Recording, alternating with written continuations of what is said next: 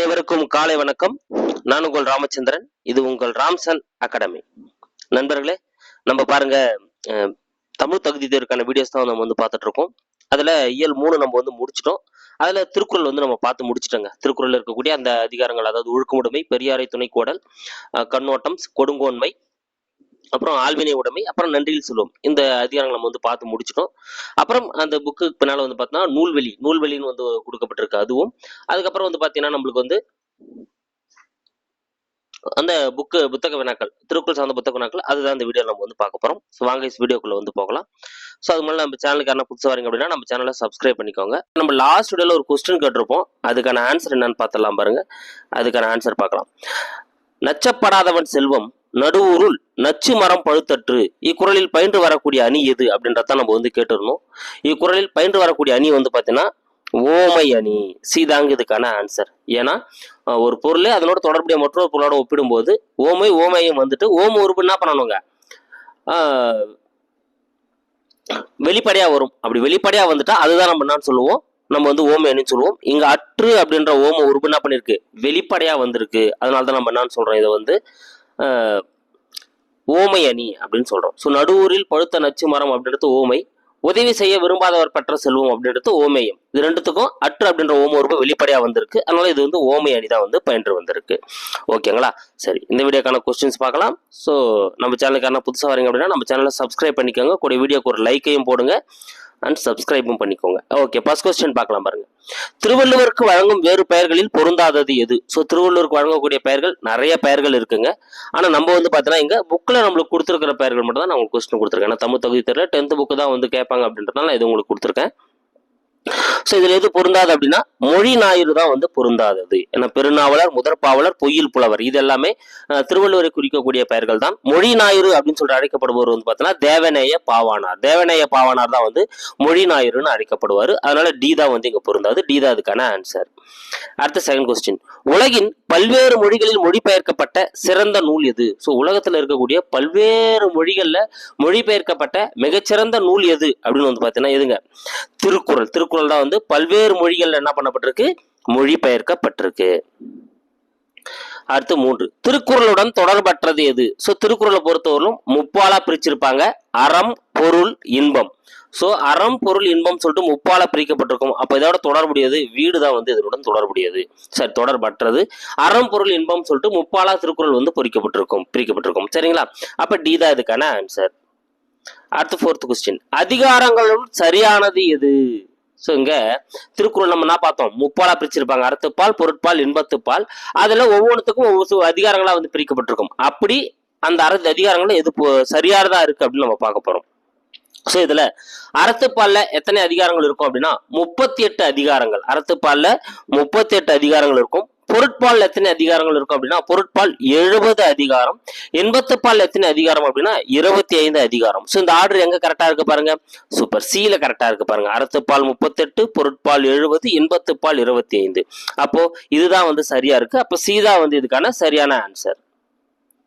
அடுத்த 5வது கேள்வி. திருக்குறளில் உள்ள மொத்த அதிகாரங்கள் எத்தனை? ஸோ திருக்குறள்ல இருக்கக்கூடிய மொத்த அதிகாரங்கள் எத்தனை? திருக்குறள் மொத்த எத்தனை அதிகாரங்கள் இருக்கு அப்படின்னா 133 அதிகாரங்கள் காணப்படுது. ஒரு அதிகாரத்துக்கும் 10 குறட்பால் வீதம் 1330 குறட்பாக்கள் காணப்படுது. அப்போ 133 அதிகாரங்கள் திருக்குறள்ல காணப்படுகிறது.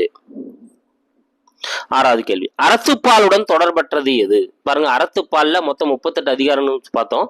அதே போல அறத்துப்பால மேலும் 4 இயல்களா பிரிச்சிருப்பாங்க. அறத்துப்பால 4 இயல்களா பிரிச்சிருப்பாங்க. அதுல எது பொருந்தாதுன்னு பாக்குறோம். சோ அறத்துப்பால்ல என்னென்ன இயல்கள் இருக்கும் அப்படின்னா பாயிரவியல், இல்லறவியல், துறவரவியல், அப்புறம் பாத்தீங்கன்னா ஊழியல்னு வரணும், ஒழிபியல் வரக்கூடாது. அப்ப டி தான் இங்க தவறா இருக்கு. டி தான் இதுக்கான ஆன்சர். ஓகேங்களா?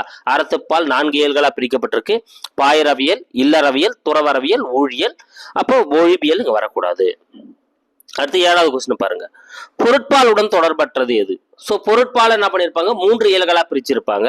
அரசியல், அமைச்சியல், ஒழிபியல். அரசியல், அமைச்சியல், ஒழிபியல்னு பிரிச்சிருப்பாங்க. ஊழியல் அப்படின்றது பார்த்தோன்னா அறத்துப்பாலில் வர வேண்டியது. அப்ப இங்க சி தான் தவறா இருக்கு. சி தான் அதுக்கான ஆன்சர். ஓகேங்களா? அப்போ பொருட்பால், அரசியல், அமைச்சியல், ஒழிபியல் அப்படின்னு சொல்லிட்டு 3ஆ பிரிக்கப்பட்டிருக்கு. 3 இயல்களா.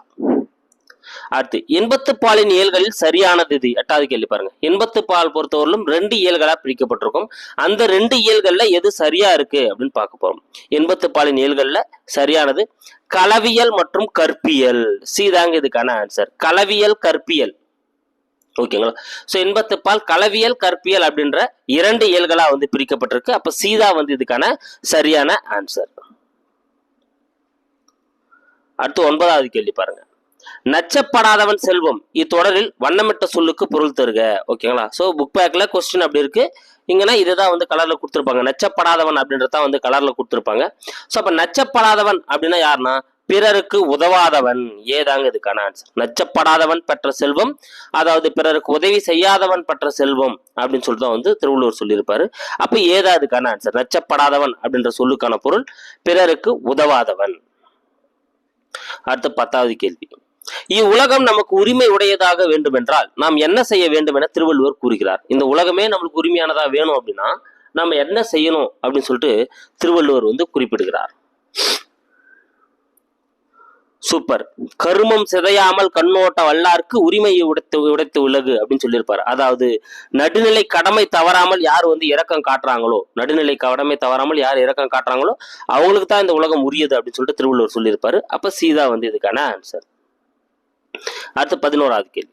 செல்வம் பெருகுவதும் வறுமை சேர்வதும் எதனால் என திருவள்ளுவர் கூறுகிறார். ஒருத்தருக்கு வந்து செல்வம் பெருகிறதும் சரி அல்லது வறுமை வந்து சேரத்தும் சரி எதனால ஏற்படுது அப்படின்னு சொல்லிட்டு திருவள்ளுவர் குறிப்பிடுகிறார் அப்படின்னு பார்க்கலாம் பாருங்க. முயற்சி திருமணையாக்கும் முயற்றின்மை இன்மை புகுத்தி விடும். சோ முயற்சி செய்தால் ஒருவருக்கு செல்வம் பெருகும், முயற்சி இல்லைன்னா ஒருத்தருக்கு நேரம் வறுமை வந்து சேர்ந்துருந்தார். அப்போ முயற்சி செய்தாதான் செல்வம் பெருகும், இல்லைன்னா வறுமை சேரும் சொல்லிட்டு திருவள்ளுவர் வந்து குறிப்பிடுறாரு. அப்ப ஏதா வந்து இதுக்கான சரியான ஆன்சர். ஓகேங்களா. சரி, இது அப்படின்னா வேகமா ஒரு ரிவிஷன் கொடுத்துறேன் பாருங்க. திருவள்ளுவர் வழங்கும் வேறு பெயர்கள் பொருந்தாதது மொழி ஞாயிறு. ஏன்னா மொழி ஞாயிறுனா பாவனார். உலகின் அதிகமாக மொழிபெயர்க்கப்பட்ட மொழிகளில் மொழிபெயர்க்கப்பட்ட நூல் வந்து பார்த்தீங்கன்னா திருக்குறள். திருக்குறளுடன் தொடர்பற்றது வந்து பார்த்தீங்கன்னா வீடு. ஏன்னா அறம்பொருள் என்பவனும் 3 பகுக்கப்பட்டிருக்கும். இதுல அறத்துப்பால் 38, பொருட்பால் 70, இன்பத்துப்பால் 25. சீதான் சரியான ஆன்சர்.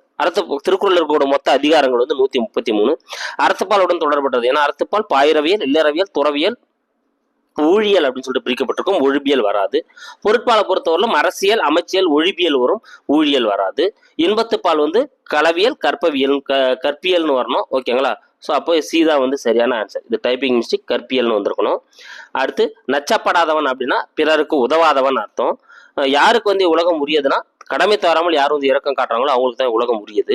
செல்வம் பெருகுவதும் வறுமை சேருவதும் எதனாலும் சொல்லிட்டு சொல்றாருன்னா முயற்சி செய்வதால் தான் வந்து பார்த்தா செல்வம் பெருகும், முயற்சி இல்லைன்னா வறுமை சேரும் சொல்லிட்டு சொல்லியிருப்பாரு திருவள்ளுவர். ஓகேங்களா. ஸோ இந்த வீடியோக்கான உங்களுக்கான கேள்வி பாருங்க. உரை ஊற்றி ஊற்றி பார்த்தாலும் புளிக்காத பால் தந்தை தந்த தாய்ப்பால் முப்பால் என திருக்குறளை பாடியவர் யார்? ஓகேங்களா. ஸோ எவ்வளோ உரை ஊற்றி பார்த்தாலும் ஒரு சலிக்காத புளிக்காத ஒரு பால் தான் தந்தை தந்த தாய்ப்பால் தான் இந்த முப்பால் அப்படின்னு சொல்லிட்டு இந்த திருக்குறளை பற்றி கவிதை பாடியவர் யார் அப்படின்றத உங்களுக்கான கேள்வி. இதுக்கான ஆன்சர்ஸ் என்னன்றத கமெண்ட்ல வந்து சொல்லுங்க. 4 ஆப்ஷன்ஸ் இருக்கு பாருங்க. ஸோ இது நான் ஃபுல் ரிவிஷன் கொடுக்குறப்ப நான் இதுக்கான ஆன்சர் வந்து கொடுத்தேன். ஸோ திருக்குறள் மட்டும் ஒரு ஃபுல் ரிவிஷன் நான் கொடுப்பேன். அடுத்து அப்போ நான் உங்களுக்கு இது ஃபுல் ரிவிஷன் இந்த ஆன்சர் கொடுத்துறேன். ஓகேங்களா. So thank you guys. கண்டிப்பாக இந்த வீடியோ உங்களுக்கு வந்து பயனுள்ளதாக இருக்கும். நம்ம சேனலுக்கு நான் புதுசாக வந்து நம்ம சேனலை சப்ஸ்கிரைப் பண்ணிக்கோங்க. உடைய பக்கத்தில் இருக்கிற பெல் பண்ணி கிளிக் பண்ணி நோட்டிஃபிகேஷன் ஆல் அப்படின்றதையும் கொடுத்துக்கோங்க. ஸோ கிட்டத்தட்ட 3வது இயலை நம்ம வந்து முடிச்சிட்டோம். ஸோ தமிழ் தகுதி தேர்வில் 3 இயல் வந்து நம்ம முடிச்சிருக்கோம். இந்த 3 இயல் ஒரு ரிவிஷன் டெஸ்ட் வைக்கலாம் அப்படின்ற அந்த பிளான்ல இருக்கேன். அதை பற்றி நான் உங்களுக்கு வந்து தெரியப்படுத்துறேன். Thank you guys.